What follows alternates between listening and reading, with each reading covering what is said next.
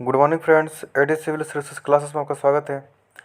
Friends, जैसा कि आप लोगों ने थंबनेल में देख लिया होगा कि अभी मैं अपना दृष्टि में जो मैंने मॉक दिया था 64th बीपीएससी के इंटरव्यू के दरमियान, उसका वीडियो मैं अभी आपको बताऊंगा। तो ये मेरा मार्कशीट है। इसके पहले मैंने मार्कशीट अपना शेयर किया था और जो मुझसे इंटरव्यू में जो क्वेश्चन पूछे गए थे 64th में, उसको भी मैंने उस पर एक अलग वीडियो बनाया था। लेकिन मैं ये वीडियो इसलिए डाल रहा हूँ क्योंकि अभी 67th का रिजल्ट आने वाला है मेंस का, और इसमें बहुतों का सिलेक्शन होगा अभी इंटरव्यू कॉल के लिए। तो पहले से एक माइंडसेट रहे और कुछ आइडिया प्रॉपर लग सके, ऐसे मेरा इंटरव्यू का वीडियो पड़ा हुआ है, मुझसे क्या क्या क्वेश्चन पूछे गए थे उसका अलग वीडियो पड़ा हुआ है। लेकिन इसके माध्यम से आप ये जान जान पाएगा कि आप जब इंटरव्यू देते हैं तो उस दौरान में आप में क्या क्या कमियाँ होती है और किस स्तर पर आपका जो नॉलेज होता है या किस स्तर पर आपकी जो पर्सनालिटी होती है उस पर कितना मार्क्स मिलता है। ठीक है, तो ये जो मैंने इंटरव्यू दिया था दृष्टि में, तो वो कुछ खास तैयारी करके मैंने दिया था, बस वैसे ही चला गया देने के लिए। तो इंटरव्यू कुल मिला के एवरेज है, या कह सकते हैं बिलो एवरेज ही है, कोई ज़्यादा ये नहीं है। लेकिन जो मेरा रियल में जो इंटरव्यू हुआ था वो आप कह सकते हैं कि उसी के आसपास हुआ था जैसा मेरा वहाँ पे हुआ था। तो इससे आपको एक अंदाज़ा लग जाएगा कि नंबर किस तरह से मार्किंग होता है। और आप जहाँ भी मॉक दीजिएगा तो उससे आप एक तुलना कर सकते हैं कि अगर मेरा इंटरव्यू यहाँ पे ऐसा जा रहा है तो जो मैं रियल में जब इंटरव्यू दूंगा तो कितना जाएगा। वैसे बीपीएससी की एक खासियत है कि बीपीएससी में अगर आप थोड़ा सा भी अच्छा बोल कर आ जाते हैं तो आपको नंबर मिल जाते हैं, 70-65 नंबर मिल जाते हैं। बहुत आप एक्सीलेंट करते हैं तो आपको 90 नंबर मिलेगा। ठीक है, तो मुझे इसमें 73 नंबर मिले थे यहाँ पे देखिए। बाकी मेरा फाइनल सिलेक्शन नहीं हो पाया था। इसमें मेरे पेपर वन में कम नंबर आ गए थे, 137 नंबर रहा था इसमें। तो इसमें 73 है। बाकी आप लोग मॉक देखिए, मॉक देख के भी आप लोग को बहुत कुछ अपने आप में अंदाज़ा लगाएगा, और जो कुछ भी आप में गुंजाइश होगी इम्प्रूवमेंट करने की वो आप कर सकते हैं। ठीक है फ्रेंड्स, तो ये वीडियो बनाने का मकसद मेरा यही है। पुराना वीडियो है, पड़ा हुआ था मेरे पास, तो मैंने सोचा कि इसको मैं डाल देता हूँ ताकि आप लोगों को कुछ हेल्प मिले, स्पेशली वो जो अभी जिनका इंटरव्यू को आने वाला है, या अ, उनका इंटरव्यू को जिनका नहीं भी आने वाला वो आगे की तैयारी के लिए भी अपना उनको एक प्रॉपर आइडिया रह सके। ठीक है फ्रेंड्स।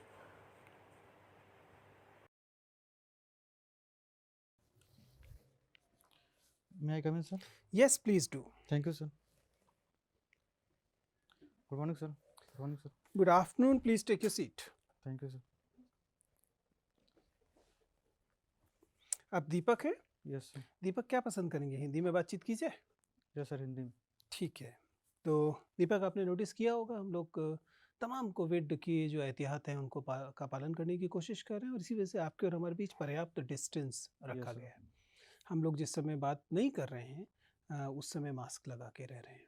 ठीक है। Yes, sir. और आपके पास भी ये सुविधा है, यदि आपको लगता है कि आप मास्क लगाकर ही ज़्यादा सहज और सुरक्षित हैं तो आप मास्क लगाए रह सकते हैं, या फिर अगर आपको लगता है कि आप मास्क हटाकर ज़्यादा सहज महसूस करेंगे और आप अन्यथा सुरक्षित महसूस कर रहे हैं तो आप मास्क हटा भी सकते हैं। क्या करना चाहेंगे? सर मैं मास्क हटा लेता हूँ। ठीक है, तो आप मास्क हटा लीजिए। Thank you sir.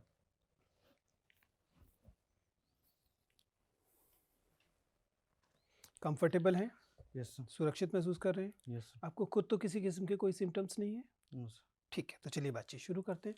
सबसे पहले मैं चाहता हूँ कि बिना अपनी जाति, धर्म, समुदाय इत्यादि का कोई उल्लेख किए हुए आप बोर्ड मेंबर्स को अपना परिचय दें। Yes sir. सर मेरा नाम दीपक कुमार है। मैं भोजपुर जिला का रहने वाला हूँ। मैंने अपना ग्रेजुएशन वीर कुंवर यूनिवर्सिटी आरा से किया है। डायरी राइटिंग मेरी हॉबी है और अभी मैं सिविल सेवा की तैयारी कर रहा हूँ। आपने ग्रेजुएशन कब ख़त्म किया था? सर 2016 में। 2016 में आपकी ग्रेजुएशन ख़त्म हुई, यस सर। जबकि आपकी स्कूलिंग 2011 में ख़त्म हुई थी। यस सर, 12th मैंने 2011 में किया था। तो आपको ग्रेजुएशन जैसे काम में 5 साल क्यों लगे? सर उसके बाद मैंने एडमिशन लिया था इंजीनियरिंग कॉलेज में।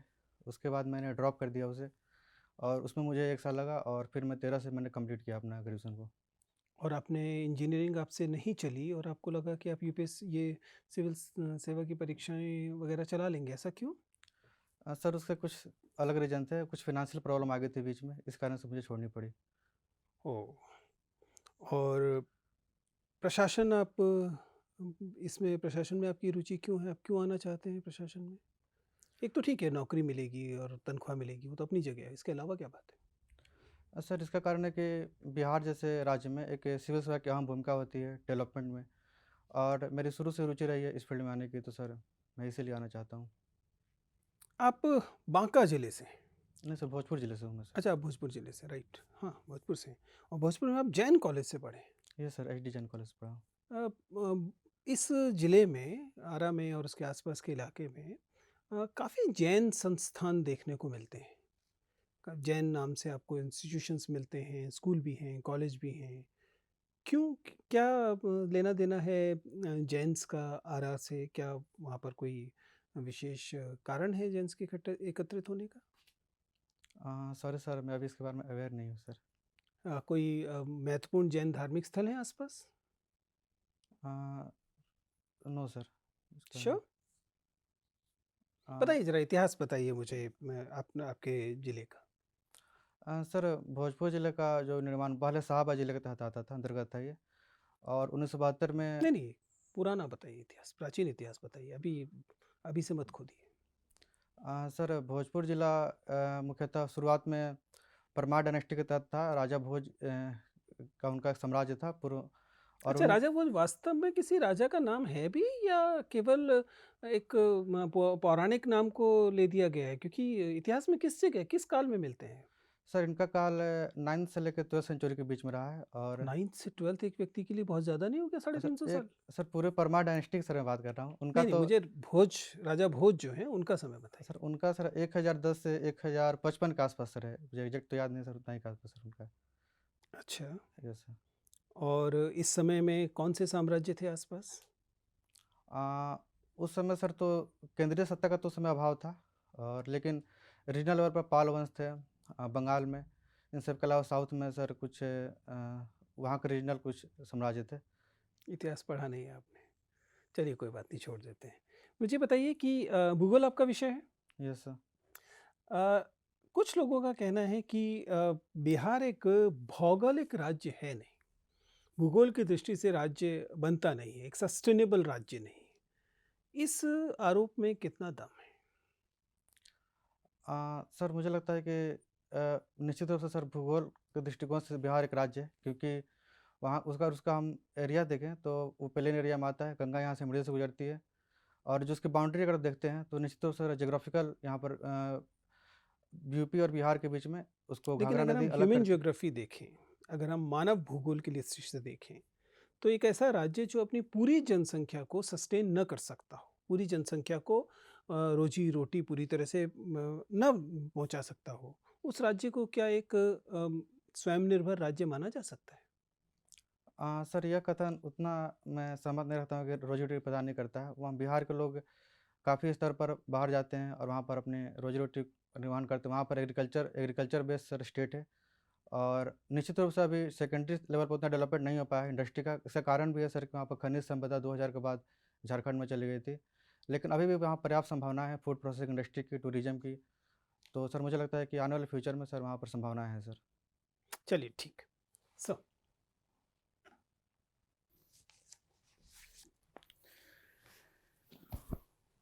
दीपक, आप आरा से हैं। अभी हाल ही में कोइलवर में एक पुल का उद्घाटन किया गया है, आप अवेयर होंगे उससे। Yes sir. बताइए कुछ कोइलवर पुल के बारे में, किस प्रोजेक्ट के अधीन है? सर, कोइलवरपुर जो सर अभी वर्तमान वाला बताना है कि पुराने वाला बताना है? दोनों बता दीजिए। सर, पुराने वाले का निर्माण 1865 में हुआ था। अब्दुल बारी सिद्दीकी उसका नाम है। और सर मैं नए वाले के बारे में ज़्यादा अभी अवेयर नहीं हूँ सर। Sorry sir. अच्छा, तो आपके यहाँ से पटना जाने के लिए वो मेरे ख्याल से बहुत महत्वपूर्ण ज़रिया है, आरा से पटना जाने के लिए। Yes sir. वो फिर रेल भी मार्ग आप भी है सर, अवेयर वो नहीं स्थल हैं। मार्ग भी है सर। कोई बात नहीं है। बाबू जगजीवन राम जी के बारे में क्या जानते हैं आप? सर, बाबू जगजीवन राम बिहार के चंदवा जिले का उनका जन्म हुआ था। और चंदवा ज़िला है? सॉरी सर, चंदवा जगह है, आराम है सर। अच्छा माफ़ी अच्छा। चाहूँगा सर। उसके बाद वो संविधान सभा के मेंबर भी रहे हैं। और फिर उन्हें श्रम मंत्रालय भी दिया गया। और फिर रक्षा मंत्रालय भी उन्हें दिया गया सर। अच्छा, और उनका कोई कंट्रीब्यूशन जो आरा के लिहाज से बहुत ज़्यादा महत्वपूर्ण है? सर, निश्चित रूप से अगर संविधान सभा के मेंबर हैं और एक मंत्रालय उन्हें दिया गया तो अपने आप में एक कंट्रीब्यूशन है। उसके बाद उनके फैमिली से भी जो मीरा कुमार हैं वो भी लोकसभा अध्यक्ष रह चुकी हैं। तो सर अब इस लेवल पर उनका कंट्रीब्यूशन रहा है सर। अच्छा, आप के आरा के बगल में ही एक डुमरांव जगह है, पता है आपको? Yes sir. डुमरांव महाराज की बहुत ज़्यादा उनका नाम रहा है। संभवतः आपका कॉलेज भी उन्हीं की दी गई ज़मीन पर बना हुआ है। Yes sir. तो डुमरांव महाराज के वंशज में से एक व्यक्ति जो 1952 में पहली लोकसभा के चुनाव में जीते थे और वो एकमात्र व्यक्ति थे जो अभी तक जीवित थे, उनका निधन हो गया है हाल में। आप जानते हैं वो व्यक्ति कौन थे? माफ़ी चाहूँगा सर, अभी अवेयर नहीं मैं। अच्छा, आप अवेयर नहीं हैं। कंवर लेक के बारे में क्या जानते हैं आप? बिहार के कंवर लेक को लेकर क्यों चर्चा है इतनी ज़्यादा? सर कंवर लेक बेगूसराय में स्थित है, और अभी रामसर साइट को लेकर सर चर्चा में है सर ये। स्पष्ट बताइए, रामसर साइट को लेकर चर्चा है, मैं समझ नहीं पा रहा हूँ। सॉरी सर, मैं अवेयर नहीं हूँ सर इस बारे में। अच्छा, मतलब कुछ सुना है आपने? ये सर सुना है सर। ठीक है, रामसर कन्वेंशन के बारे में ही बता दीजिए। सर रामसर कन्वेंशन 1975 में ईरान के रामसर जगह पे कन्वेंशन लिखा गया था वेटलैंड को संरक्षित करने के लिए, और भारत इसमें 1981 में सम्मिलित हुआ था। अभी वर्तमान में भारत के 41 साइट है जो रामसर कन्वेंशन में शामिल है। 1975 में? यह सर 1975 में साइन हुआ था, लेकिन भारत 1981 में शामिल हुआ था सर। अभी आपका शौक है डायरी राइटिंग। मुझे डायरी राइटिंग की कोई एक खासियत ऐसी बताइए जो प्रशासन में आपको बहुत मदद करेगी, और एक खामी बताइए जिससे आपको सचेत रहने की ज़रूरत होगी। सर सबसे बड़ी खासियत तो यह है कि जब डायरी राइटिंग क्रम में अपनी गलतियों को लिखते हैं, प्रशासन के क्रम में भी कई मुझे डिसीजन लेने होंगे जहाँ कुछ अच्छा मुझे सीखने को मिलेगा या मुझसे कुछ गलतियाँ होंगी, और आगे के लिए मैं पॉलिसी मेकिंग में या पॉलिसी इम्प्लीमेंट में मैं उसको ध्यान में रखूँगा। अब जहाँ तक कमियों की बात है, तो डायरी राइटिंग में बहुत सी चीज़ें ऐसे लिखी जाती है जो अपना पर्सनल होती है, और निश्चित तौर पे अगर किसी का हाथ लगती है तो वो सारी जानकारी मेरे बारे में इकट्ठा कर लेता है, तो सर एक यह नेगेटिव है। आपके यहाँ की एक मिठाई है खुरमा, यस सर। खाते हैं आप? Yes sir. खुरमा को अगर जीआई टैग देने की मांग की जाए तो आप इससे सहमत हैं कि नहीं? जी सर, मिलनी चाहिए सर। किस आधार पर जीआई टैग दिया जाता है और क्यों आप मानते हैं कि खुरमा को भी जीआई टैग मिले? आप भोजपुर के हैं, भोजपुरी में ही इसका जवाब दीजिए। आ, सर काहे से कि जौन खुरमा के जौन विशेषता बा वो भोजपुर से जुड़ल बा। एकरा बाद ओकर जौन बनावे के जौन तरीका बा भोजपुर में, वो काफ़ी स्पेशल बा। ओकरा में मिलावट कम से कम होला भोजपुर में। बाकी अन्य जगह के खुरमा में देखा जाला कि ज़्यादा मिलावट हो जाला। तो अगर जीआई टैग मिलता ओकर ओकर मिल जाए जीआई टैग, तो निश्चित तौर पे एक विशेष पहचान मिली, और कम से कम मिलावट तो ना हो और जगह। तो जीआई टैग देने का आधार दरअसल मिलावट होता है, कि अगर मिलावट कहीं कम हो वहाँ जीआई टैग दे सकते हैं, आप ये कहना चाहते हैं? सर यह आधार सारा आधार से रहे नहीं है, लेकिन निश्चित तौर पे क्वालिटी को लेकर एक ध्यान रखा जाता है जीआई टैग देने क्रम में सर। क्वालिटी मेंटेन रहे सर। कुछ चीज़ों के नाम बता दीजिए बिहार में जिन्हें जीआई टैग दिया गया है। सर मगही पान को दिया गया है, जर्दालू आम को दिया गया है, कतरनी चावल को दिया गया है। ठीक है, मखाना को दिया गया है क्या? मखाना के बारे में सर मैं अभी अवेयर नहीं हूँ अवेयर सर। नहीं। सर, दीपक जी, अभी हाल ही में पार्लियामेंट में अमेज़न कंपनी को तलब किया गया और ये कहा गया कि वो प्राइवेसी को कंप्रोमाइज़ कर रहे हैं, यूज़र्स की प्राइवेसी को कंप्रोमाइज़ कर रहे हैं। क्या हिंदुस्तान में ऐसी कोई पॉलिसी है, ऐसा कोई नियम कानून है जो कि यूज़र्स के डेटा को प्रोटेक्ट करता है? सर स्पेसिफिक तो अभी कानून नहीं है सर, लेकिन कहीं ना कहीं राइट टू प्राइवेसी को एक मौलिक अधिकार का दर्जा दिया गया है अब मैं आर्टिकल 21 में। डेटा की प्राइवेसी की बात कर रहा हूँ। राइट टू प्राइवेसी है, डेफिनेटली उसी के अंतर्गत आता है। क्या यूज़र्स के डेटा के प्रोटेक्शन से रिलेटेड कोई बिल है हिंदुस्तान में? कैसे इंश्योर करते हैं? क्योंकि सूचना तो आजकल कहा जाता है कि बहुत इम्पोर्टेंट है और ये डेफिनेटली जनतंत्र प्रजातंत्र के लिए आवश्यक है। सर तो डेटा प्रोटेक्शन बिल 2016 में लाया गया था सर। सर अभी वो एक्ट बनाया कि नहीं, इस बारे में सर मैं अवेयर नहीं हूँ सर। ठीक है। अभी हाल ही में एक राज्य के मुख्यमंत्री ने सुप्रीम कोर्ट को लिखा, सीजेआई को लिखा, चीफ जस्टिस ऑफ इंडिया को, कि कुछ लोग हैं जुडिशरी में जो कि उनकी सरकार को डिस्टेबलाइज करना चाहते हैं। ठीक है। इस संबंध में कुछ लोगों ने उनके खिलाफ कोर्ट ऑफ कंटेम्प्ट का केस दर्ज करने के लिए बोला या प्रस्तावित किया, लेकिन वो चला नहीं। मुझे इस संदर्भ में बताएं कि कोर्ट ऑफ कंटेम्प्ट किन आधारों पर लगता है और किस तरीके के ये होते हैं, कितने प्रकार के होते हैं court of contempt? Sir court of conduct दो प्रकार के होते हैं। एक क्रिमिनल होता है जिसमें कि अगर सुप्रीम कोर्ट की बातों को ना मानना, या फिर हो सकता है कि उनकी अवहेलना करना जज को लेकर या उनके कार्यप्रणाली को लेकर। और दूसरा तरीका होता है कि अगर सुप्रीम कोर्ट ने कोई डिसीजन दिया है, काम करने को बोला है किसी को, और उसको इम्प्लीमेंट नहीं करा रहा है, जैसे किसी को हर्जाना देने के लिए बोला है, वो हर्जाना नहीं दे रहा है, तो उस पर भी कोड ऑफ कंडक्ट लगता है सर, तो सिविल कोड ऑफ कंडक्ट होगा। बहुत प्रिसाइज डिस्टिंक्शन नहीं आ पा रहा है अभी आपकी बातों में। हाँ मतलब एक लेमैन के नज़रिए से आप देखें या समझें तो कैसे, मतलब सिविल क्रिमिनल सर क्रिमिनल में अगर हम डायरेक्ट आरोप लगाते कोई हैं, वार्तालाप के द्वारा या पब्लिकेशन के द्वारा ऐसा कुछ नहीं होता? सर पब्लिकेशन भी है सर, और अब सोशल मीडिया में भी अगर हम ठीक है, कोई प्राधिकारी नियुक्त करता है सुप्रीम कोर्ट इस संदर्भ में? सॉरी सर, इसके बारे में जानकारी नहीं है, कोई बात नहीं। स्टार कैंपेनर अभी हाल ही में चर्चा में थे आपके बिहार के चुनाव के संदर्भ में और अन्य राज्यों के भी चुनाव के संदर्भ में। स्टार कैंपेनर कौन होते हैं, इनका चुनाव कौन करता है, और यदि ये दर्जा किसी को मिलता है तो उससे क्या बेनिफिट्स होते हैं? सर स्टार कैंपेनर के चुनाव तो राजनीतिक पार्टी करती है अपने स्तर पर, और जिन्हें लगता है कि इन्हें नियुक्त करने से अधिक एक पॉजिटिव इलेक्शन में पॉजिटिव कुछ आने की संभावना रहती है। ठीक है, अगर किसी को मिलता है तो क्या बेनिफिट एक्रू होते हैं, क्या इंटाइटलमेंट्स होते हैं उसके? सॉरी सर, क्या पार्टी के जीतने की संभावनाएं बढ़ जाती हैं, सर ऐसा तो पार्टी अपने तरफ या से पार्टी के खर्चे बढ़ जाते हैं या कम हो जाते हैं? सर खर्चे तो बढ़ते ही हैं निश्चित रूप से, और पार्टी अपने स्तर पर एज्यूम करती है कि जीतने की संभावना है। बाकी जीतने की संभावना तो बहुत सारी चीज़ों पर डिपेंड करती है इलेक्शन में। ठीक है।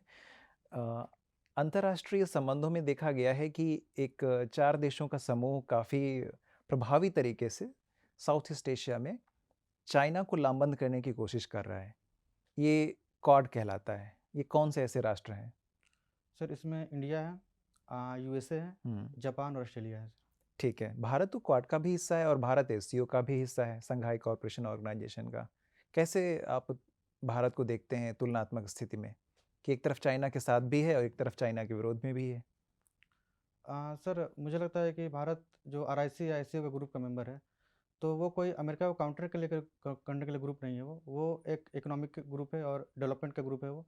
और जो क्वाड ग्रुप है वो निश्चित तौर पे भारत ने कभी खुलकर नहीं बोला है कि मैंने चाइना को काउंटर के लिए ज्वाइन किया है। वो एक इकोनॉमिक और सामरिक दृष्टिकोण से भारत ने अपने विदेश नीति के तहत ये फैसला लिया है सर। ठीक है। एक हरिकेन अमेरिकन कॉन्टिनेंट में आया था जिसका नाम था हरिकेन लोटा। ये किस देश में आया था? सॉरी सर, मैं इसका अवेयर नहीं हूँ सर। ठीक है। ओके, दीपक आप एक एसडीएम बनना चाहते हैं।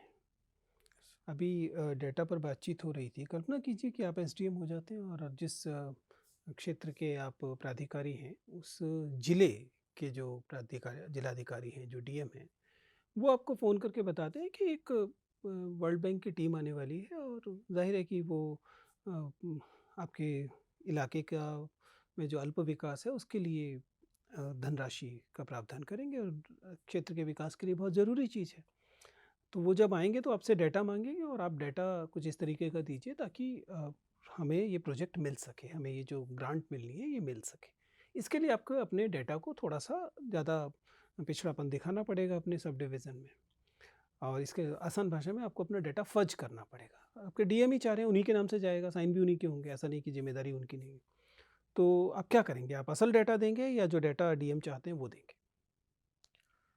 सर जो रियल डाटा है मैं उसी को वहाँ पर ध्यान में रखते हुए जो भी डेटा उससे तो बनाना। राज्य का विकास और आपके क्षेत्र का विकास प्रभावित होगा। सर आपकी अकड़ के चलते जो जिले को जो विकास मिलना चाहिए था, क्षेत्र को जो विकास मिलना चाहिए था, जो आपकी जिम्मेदारी थी, आप खुद भी नहीं कर रहे और कोई और कर रहा है उसको भी नहीं करने दे रहे। सर मुझे लगता है कि जो वर्ल्ड बैंक ने मापदंड जो तय किए हैं, तो वो मापदंड पिछड़ेपन को लेकर ही तय किए होंगे, और अगर मेरा जिला या मेरा सब डिवीज़न उस पिछड़ेपन को मानों को पूरा नहीं करता है तो निश्चित रूप से उसे नहीं मिलना चाहिए। अगर वो पूरा करता है तो उसे मिलना चाहिए सर। तो सर एक तरह से अगर मैं ये काम करता हूँ तो जो आप क्या रियल, बोलेंगे जिलाधिकारी को? मैं नहीं दे रहा डाटा।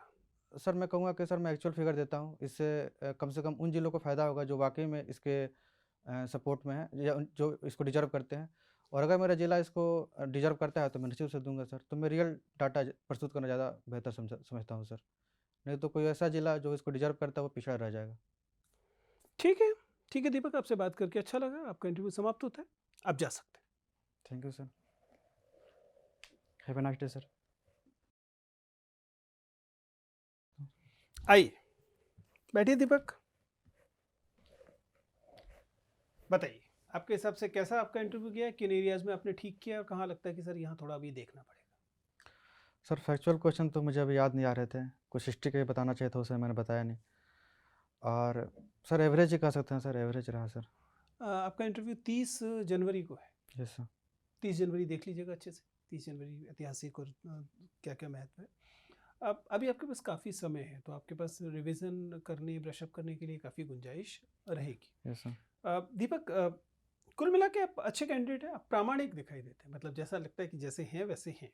बहुत मास्किंग नहीं दिखाई देती है। मास्किंग का मतलब होता है जैसे एक फेक व्यक्तित्व जैसा बन गया होता है, वो आपके साथ नहीं है। आपको लगता है कि हाँ, आप बिहार से पढ़े हुए हैं और बिहार के बारे में फील करते हैं। यद्यपि आपकी अपने ज़िले को लेकर तैयारी अभी पर्याप्त नहीं, ठीक है ना? Yes sir. तो ज़िले को देखिए, वहाँ आपकी पढ़ाई लिखाई से या किसी से पता लग ही जाता है, ज़िले के बारे में अनुमान लगाना बहुत मुश्किल नहीं है। Yes sir. तो उस हिसाब से थोड़ा सा ज़िले को पढ़ जाइए अच्छे से। आप ओके सर। मतलब बिहार को भी पढ़ेंगे और थोड़ा सा डिस्ट्रिक्ट को भी देख लेंगे। जनरली आपकी एंट्री ठीक है। सिटिंग पोस्चर वैसे तो ठीक है, लेकिन कंधे किसी किसी जगह पे ना बहुत गिरे हुए दिखाई देते हैं। आप समझे? थोड़ा चेयर पे पीछे होके बैठिए पूरा। नहीं ऐसे नहीं, पहले खड़े होकर पीछे जितना जा सकते हैं जाइए। हाँ, स्ट्रेट बैठिए और कंधों को ड्रॉप मत होने दीजिए। ओके ऐसे सर। रखिए थोड़ा सा, ताकि मतलब ऐसा ना लगे कि आपका आत्मविश्वास रसातल चला गया, क्योंकि यही तो छोटे से तरीके होते हैं जिनसे एक इमेज बनती है कैंडिडेट की कि वो कैसा इस समय महसूस कर रहा है। Yes sir. ठीक है ना? तो कंधों को ड्रॉप नहीं होने देना है, कंधे झुके हुए नहीं होने चाहिए। बाकी अदरवाइज वॉइस लेवल ठीक है। एक आध जगह पे धीमी होती है आवाज़, थोड़ा सा और 15% बढ़ा लीजिए, ठीक रहेगा। Okay hand sir. Movement restricted है, आई कांटेक्ट ठीक है, फ्लो भी सामान्यतः ठीक है। तो कम्युनिकेशन में ज़्यादा प्रॉब्लम नहीं है। ओके जो सर। प्रॉब्लम है वो केवल ब्रशअप करने की है और एक आध जगह पे कॉन्फिडेंस लेवल की है, जो थोड़ा सा कम दिखाई देता है। Okay sir. बाकी चीज़ें बाय एंड लार्ज ठीक है। डायरी वगैरह जब आप बताते हैं तो देखिए, जब भी अपने शौक पर चर्चा हो, यस अपने सर। इंटरेस्ट हॉबीज़ पर जब भी चर्चा हो, उस समय आपकी बॉडी लैंग्वेज थोड़ी सी बदलनी चाहिए। क्यों? क्योंकि वो आपके दिल का क्षेत्र, मतलब जो आपने खुद चुना है। बाकी चीज़ें तो आपको मिली है, जो आपने खुद चुना है वो वाली चीज़ें हैं। उन पर जब चर्चा करें तो थोड़ी सी हल्की सी स्माइल और हल्का सा लगाव बातचीत में ज़्यादा दिखना चाहिए। अभी Yes, sir. आप बहुत डिफेंसिव खेल रहे थे उस जगह पर, ठीक है Yes. ना? बाकी चीज़ें अच्छी हैं, I am sure you will do very very good. ठीक है, all the best. Thank you sir. Thank you sir. Thank you.